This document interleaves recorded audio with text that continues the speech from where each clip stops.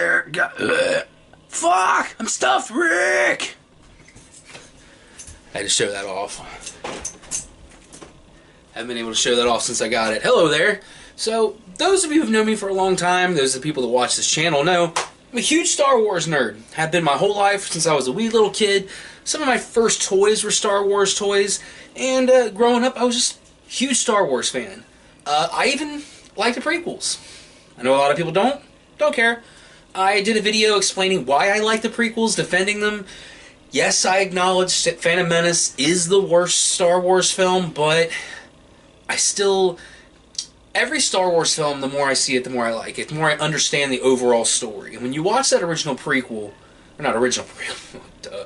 When you watch the prequels, and you realize what story they're actually telling, it is a compelling story. I'm not saying all the acting and directing choices are great, but you realize it's really a story about the Emperor's path to domination. It locked the door.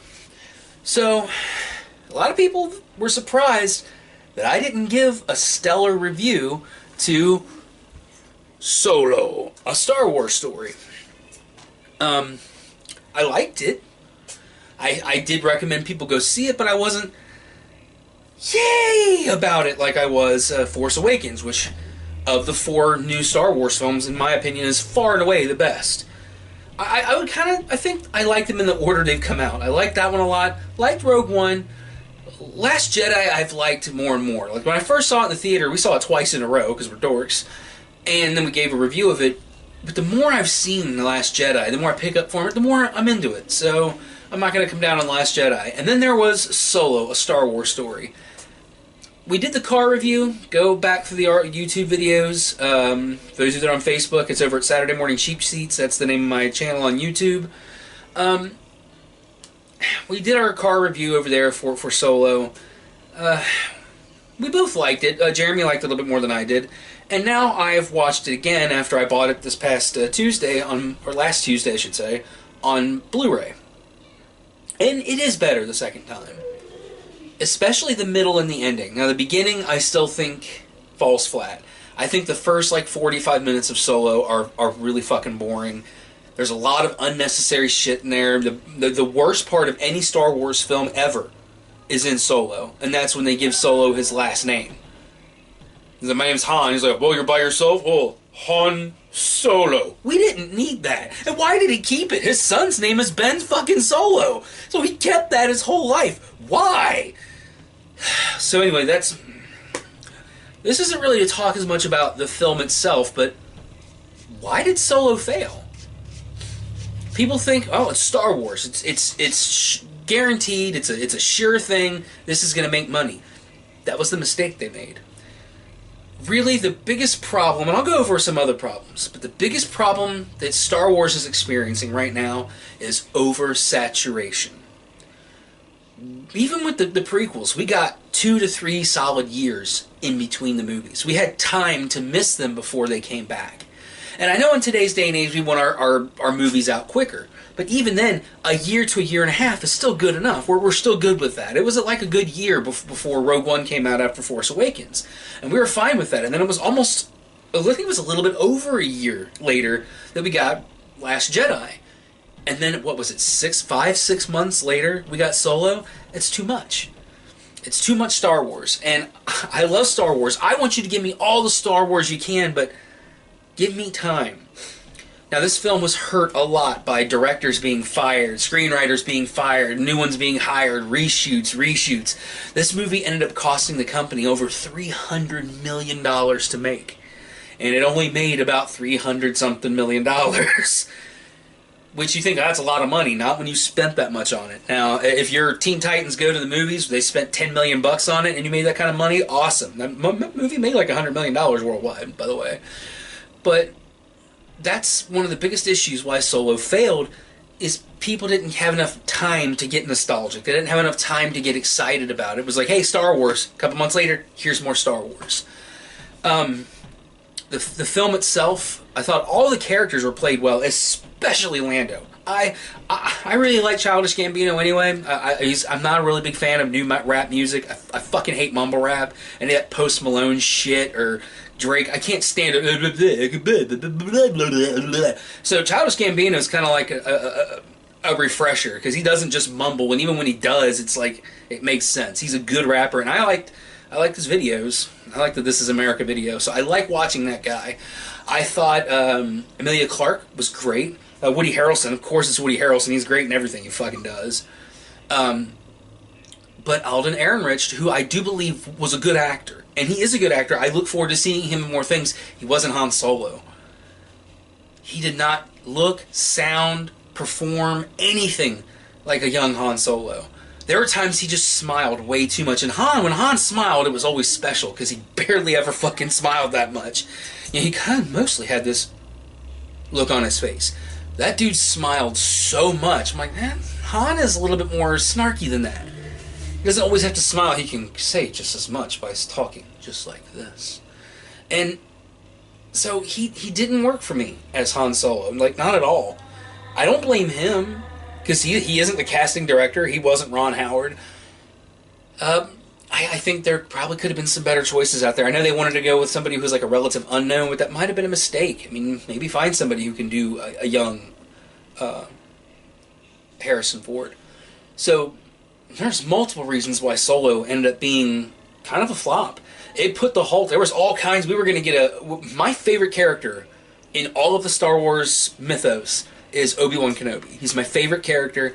I love Alec Guinness. Love Ewan McGregor. Love them both. I think they both played Obi-Wan fantastically. And even people who hate the prequels, shit on them, hate them, will say, well, Ewan McGregor was good as Obi-Wan. He kept me watching the film. You hear that a lot. So I was upset to hear that the Obi-Wan film has been scrapped for now. Not permanently, but for now it's out. And the Boba Fett thing they were going to do, gone, because Solo did not work. But let's go outside of Star Wars for a second to explain why timing is everything. Now, if you'd have put Solo out right now, and I'm filming this on October 3rd, 2018, if you were to put Solo out today, it would have been successful. Why is that? When Solo was released to theaters, around that time period, look at all the huge films that were coming out. We had Jurassic World. We had Avengers. We had Deadpool 2. We had The Incredibles 2. And there was many other summer blockbusters. Ant-Man and the Wasp. All these movies came out around the same time. People just can't afford to see all that shit.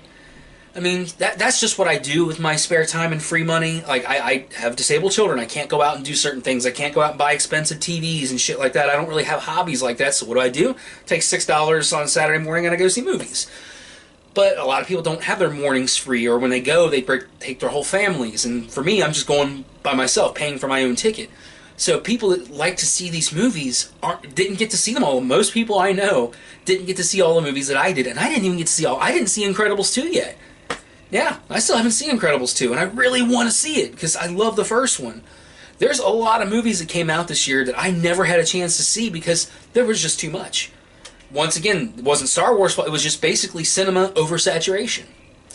They need to space these things. I know everybody wants to go for the summer blockbusters, but Aquaman is going to succeed because it's going to come out in December, and it's not going to have any competition of its sort.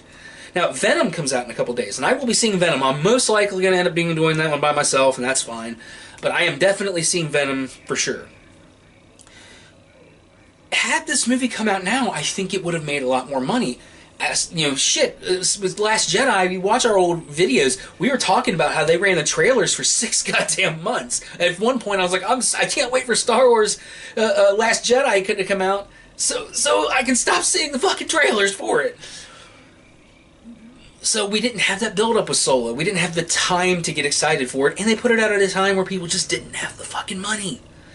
And let's face it, Deadpool 2, Avengers, and Ant-Man and the Wasp, those 3 movies were all better movies. So people had their money to pick, hey, what am I going to see? What else came out around that time? We had Skyscraper, which I know got shit on by critics. I dug Skyscraper. It was my kind of schlock, I guess you could say. So People say, is this the end of the Star Wars franchise? Not by a long shot. There's going to be at least another 4 to 5 Star Wars films in the next 10 years. Easily. I mean, I don't know what they're going to do with Princess Leia. I have what I'd like to see them do. I'd like to see the text crawl go and talk about some of the things that happened and be like, we join our heroes at an unfortunate moment. And you know, in Star Wars, the credits always start in the stars, and then the camera pans down, and then there they are at Princess Leia's funeral. We know how it happened. We don't need to see a fake Leia in a ship and then it get blown up. I don't want to see that. Have her already be dead. I think that's the most respectful thing to do.